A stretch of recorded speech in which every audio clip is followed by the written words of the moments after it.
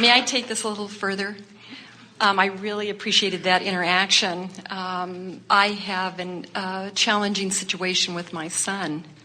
We were very close growing up, and he is living in a very affluent society right now. He's 23, and I thought the issue was more with this gentleman.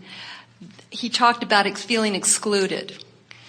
And there's that. But you see that feeling of being excluded, always, you think you're being left out of that party over there. That's not what it is. You're leaving yourself out of your own party. In other words, the only thing that ever makes you feel like a victim or feel vulnerable or feel misunderstood or feel not appreciated or feel not brought into it is you're not allowing yourself alignment with who you really are. When you're in alignment with who you really are, you're invincible, you're hardy, you're the one that's saving the bear then, you see. When you are tuned in, tapped in, turned on, then you are in alignment with all of the power of the universe. And so no one can exclude you from anything, but you can choose thoughts that cause you to exclude yourself from your stream or from your power. Nobody can leave you out. Can I give you an example? Because I know he couldn't think of one, so there was one. Here would be an example. Oh, examples popped up all over the room. You think we were talking about them? We were talking about you. So we have this mommy-son night where we're going out to dinner, and he walks in front of me. It's sort of a passive-aggressive, walks in front of me and ignores me. And I don't actually know how to handle it. I don't know whether to point out, gee, can we walk together? Well, what's a mommy-son night? That is the most disturbing thing we have ever heard. That's where someone in your society says that we will force an unnatural situation in order to foster better relations between people. Do you think he wanted to be there? Apparently not. Apparently not. I didn't invite him. He invited me to do this. Well, all that peer pressure. In other words, somebody set up this thing that we have to go to. When they call it a mother and son party, you sort of have to take your mother.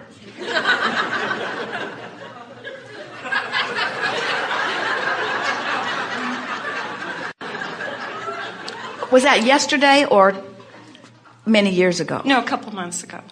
So, tell us about it. Well, I just did. I mean, it felt contrived. And I only got it through the contrast of, ooh, that didn't feel good afterwards. So now I have to kind of re-identify what is our relationship. Well, we think it is wonderful when things like that help you to see things from a broader perspective, because what your relationship is this. You gave birth to him, now leave him alone.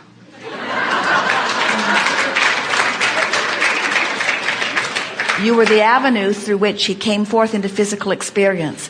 And you are an example, as is everyone else on the planet, of someone who's in alignment or not.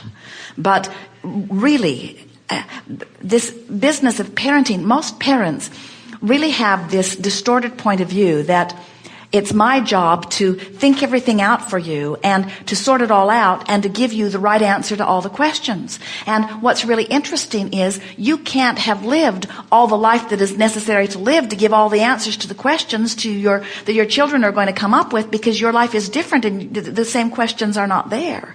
And so when you get it, that it's not your job, that law of attraction will respond, and that your child has an inner being who is always aware and always calling, and that as a parent or a mentor or as anyone who cares about anyone, even if it's a stranger, that your work is always the same. It's to do your best as you can do to stay in alignment with who you are, so that you can teach through the clarity of your example the joy of being in alignment. In other words, the best that you can do for anybody that you care about is to show them how to close their own gap. And you can't show them how to close their own gap by you being involved in their issues. You can only show them how to close their own gap by being involved in your issues and tending to your own gap. So, for example, when you don't feel good, don't smile and pretend that you do feel good. Say, I feel bad. I've got myself all out of whack. I've been beating the drum of what I don't want, when clearly what I want is clear over here. I have to find some way of closing my gap. Now let's see if I can find some positive aspects. Let's see if I can at least stop pointing in the wrong direction. Let's see if the stream will carry me. Oh yeah, I'm feeling better now. In other words, demonstrate your awareness that there is a broader part of you that is calling you, and demonstrate your awareness that you can deliberately get into alignment and then leave them to their own experience, because we promise you, they do not want to feel bad. Your children don't want to feel bad, and know in most cases much better than their parents how to keep themselves feeling good. But parents who have lived longer and therefore are more disconnected than their children still believe that they must sort out all of the conditions and come to the rightnesses and the wrongnesses of the world. In other words, parents are, for the most part, still very much trying to control conditions where the youngsters are more intuitively closing their own vibrational gap. That's the war that is going on predominantly between parents and children. Parents think that they got here first and therefore they know more, and children know that they got here later, therefore they've forgotten less.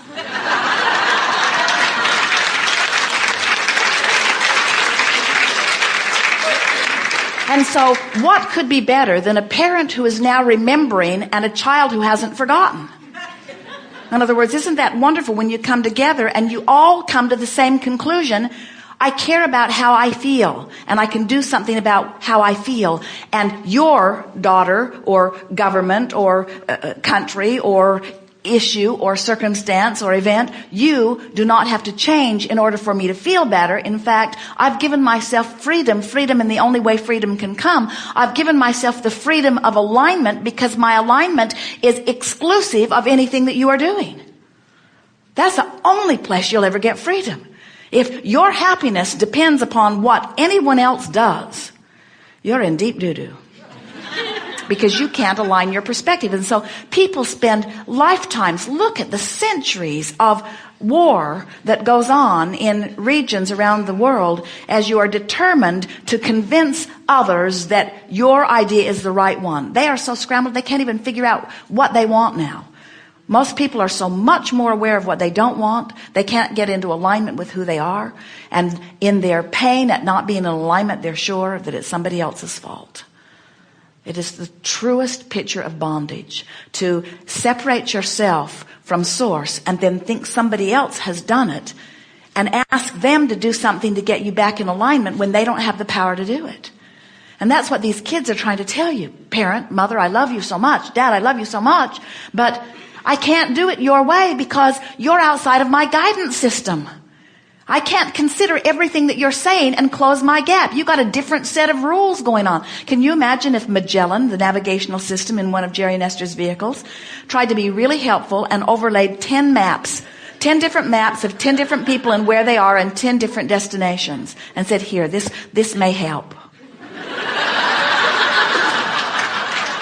It would just cause absolute chaos, because the only thing that matters is where I am in relationship to where I want to be, and my emotion is guiding me there. But if I have to factor in what mom did when she was my age and what whoever set up the stupid mother-daughter party thinks about it all, and what the religion thinks about it, not this one, not only this one, but that one and that one and that one and that one and that one and that one and that one and that one and that one and that one and that one and that one. You just drive yourselves out of your minds by trying to factor in what everybody thinks about something that hasn't got anything to do with them, while you distract yourself from everything that does have to do with you, you see. So, next time your son invites you someplace, say, do you really want to go? Is this something you want to do, or is this something that somebody else thinks is a good idea for us to do? And having had that experience, now you know that, you see. Don't you? Isn't it just so interesting to do something because somebody else wants you to do it, and then you get in the middle of it and you just hate it. Now you have to keep pretending that you don't hate it because you don't want to hurt their feelings, but you're not lined up, and so you're not having a good time, which makes you lousy company. And then they're not having a good time, and then they feel bad for inviting you because they're not having a good time either. And then you say, well, we have done our responsible thing. We did something that somebody else wanted us to do in order to prove something that they needed to prove, and all we ended up with proving was that we hated being here. And then we say, well, just keep paddling upstream and giving each other trophies about how many mother, son, daughter, or mother and son dinners you can endure. And we say, our idea of going with the flow is saying, someone invites you to something, and your first response to it will give you a reading on whether you really want to go or not. And if you will do nothing out of obligation and responsibility, and everything because you can feel that your inner being is calling you toward it, you will never again be in a situation where you will be eliciting from someone something less than who they really are. You must be selfish. You must be selfish enough to care how you feel, to be of a whit of value to anyone else. So if you do something out of obligation and you don't feel good about doing, you've helped no one. If you do something out of responsibility, even though you don't want to do it, you've helped no one. People say, well, Abraham, if none of us did anything that we don't want to do, the first thing that happened would no one would go to work. And then what? And we say, you'd figure out another way. You'd figure out another way. You'd be a healthier society on the day that you stopped doing anything that didn't feel good when you do it. And eventually, you'd start to sort things out.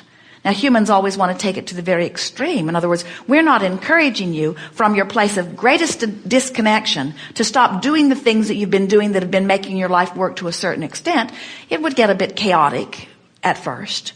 But we're saying if you can start lining up energy, worrying about closing the gap, giving your attention to closing the gap, coming into alignment with who you are, so that your inspiration is the basis for your action, what you would begin to notice is all of the things that you are not taking pleasure from doing would move out of your life experience. If you can be one who does only that which makes you feel good. So now, how would, if we'd met you on the first day of your experience, this would all be easier. If we were visiting with all of your children, we would be having a raucous good time right now. Because they are closer to remembering this than most of you who have managed to separate yourself from who you are for a while. But here is the basis of it. If we were standing in your physical shoes from where you are right now, most of you not really in the place where you can just only do what feels good to you. Here's what we would do. We would do only those things that we really believe that we need to do in order to keep life moving along the way it is. And we would do everything else that we really want to do that we could cram into a day. In other words, we'd tell everyone, I'm going to do as much as I can do that I really want to do, and a handful of things that I got to do. But I'm really leaning toward doing what I want to do. And then every segment of every day, we would say, I'm free to do as I please. I'm free to do as I please. I'm free to do what pleases me. I'm free to do what pleases me. And before you know it, you'll begin saying, what I do pleases me. When you say, I'm free to do what pleases me, before you know it, what you're doing pleases you, because you're coming into alignment. And when you're in alignment, no matter what you do, it's fun. When you're not in alignment, no matter what you do, isn't fun, you see.